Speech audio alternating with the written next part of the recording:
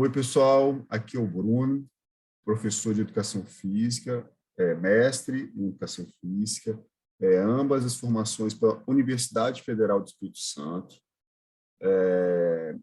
Sou negro, cabelo crespo, cortado baixinho, uso óculos de grau, com armações escuras, falo de Vitória do Espírito Santo. O título do meu trabalho é Formação Continuada de Professores de Educação Física, avaliando uma experiência de formação, avaliando uma experiência. O objetivo do trabalho visa avaliar uma experiência de formação continuada dos professores de Educação Física no ensino fundamental, desenvolvida na rede municipal de ensino, mediada pelo pesquisador, professor da referida instituição, bem como subsidiada pelos princípios da reconstrução coletiva e colaborativa. Passando para o próximo slide, sobre esse mapa conceitual, intitulado Amálgama de Conceitos que emerge em torno da formação continuada docente.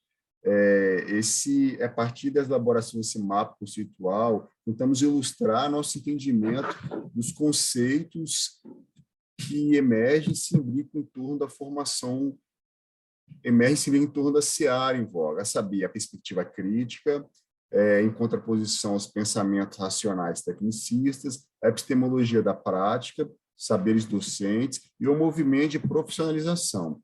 Esses conceitos, que se interligam como um emaranhado de teias, apresentam-se de forma amálgama na formação continuada.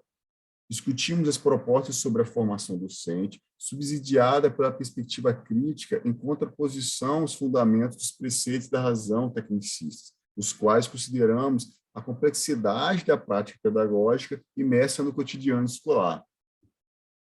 No que tange à formação continuada e a epistemologia da prática, enfatizamos a proposta de investigar os conhecimentos dos professores de educação física relacionados com o seu cotidiano, de modo a repensar o seu próprio processo formativo de maneira coletiva, por meio das trocas de experiências e partilha de saberes. Contribui para a promoção da autonomia com relação aos preceitos técnicos, a autoria, pois é visto também como um produtor do conhecimento, além de permitir desenvolver autoridade sobre o seu saber fazer, pelo qual o docente legitima sua prática pedagógica, possibilitando mais sentido e significado.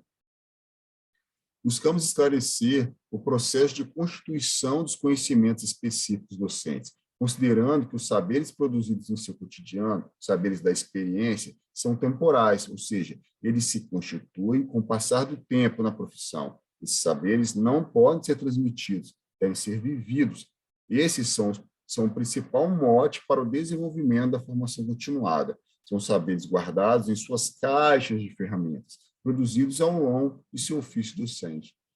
A relação entre formação continuada e o movimento de profissionalização docente atravessa, em nosso entendimento, todas as três seções. Assim, reforça a perspectiva de formação referenciada na troca de experiências, promovendo a valorização do profissional como detentor de um saber específico para que, de modo coletivo e colaborativo, possa consolidar uma cultura docente de formação contínua e, assim, fomentar a corresponsabilidade com a autoria do processo formativo delineado, bem como uma autonomia contextualizada.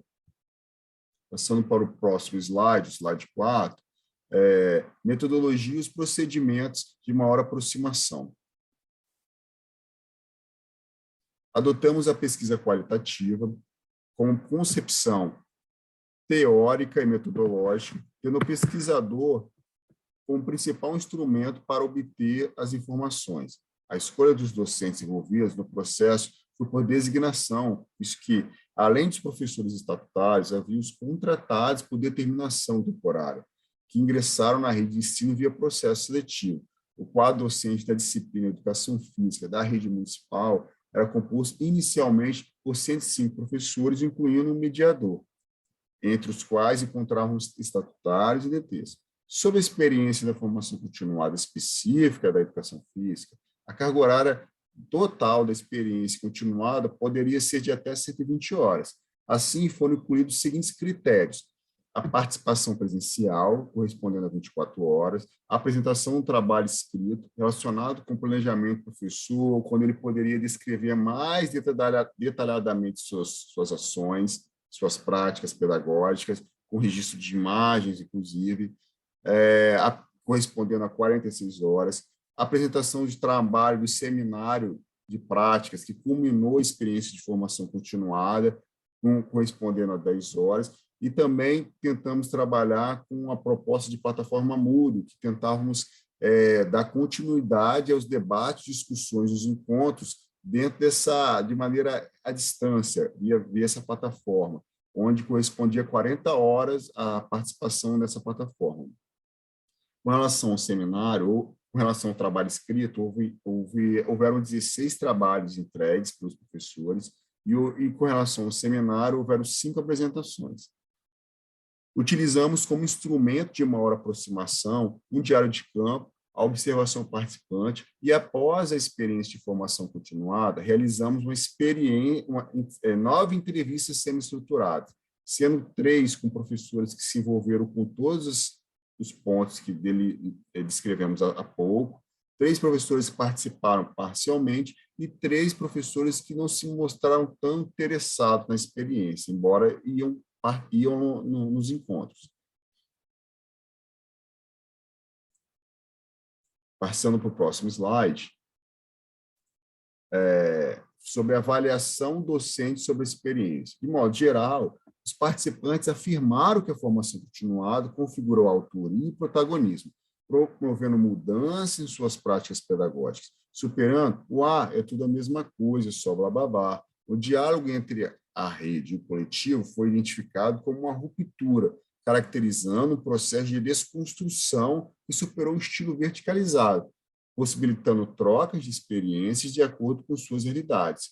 O fato do professor mediador ser estatutário da rede para os professores foi essencial, visto que ele entende a realidade das escolas, conformando uma relação mais horizontal.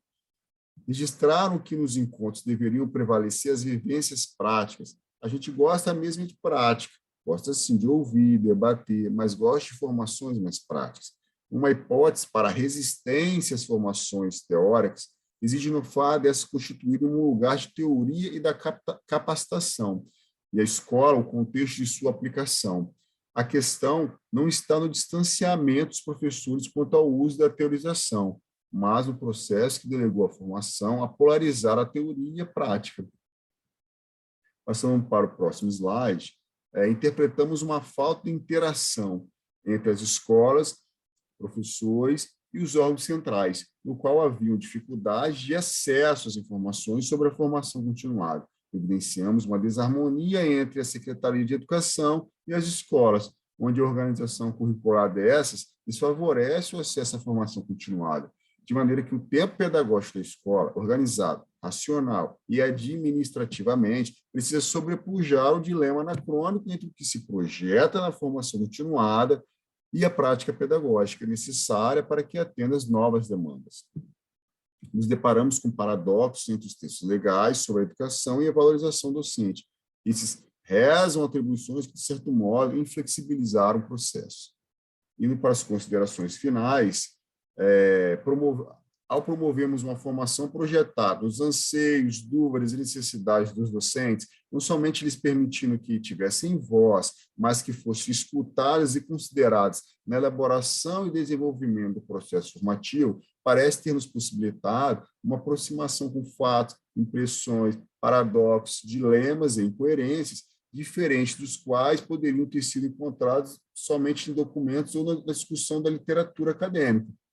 Informamos que as informações obtidas, sobretudo nas entrevistas, permitem-nos interpretar que a problemática da melhoria do processo formativo contínuo do professor de educação física não pode ser atribuída a uma mera concepção teórica e ser projetada no decorrer da formação continuada. Trata-se de um amplo processo de mudança que suscita carência de reações a esse estudo, para que, de algum modo, possa atender à realidade formativa do professorado da escola, ao provocar a ruptura com algumas perspectivas cristalizadas no imaginário social, tal como na ação docente.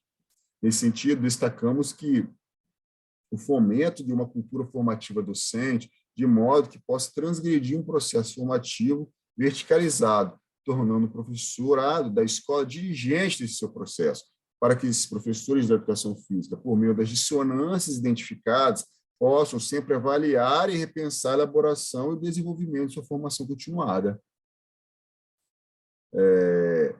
Segue aqui algumas referências que subsidiaram a proposta.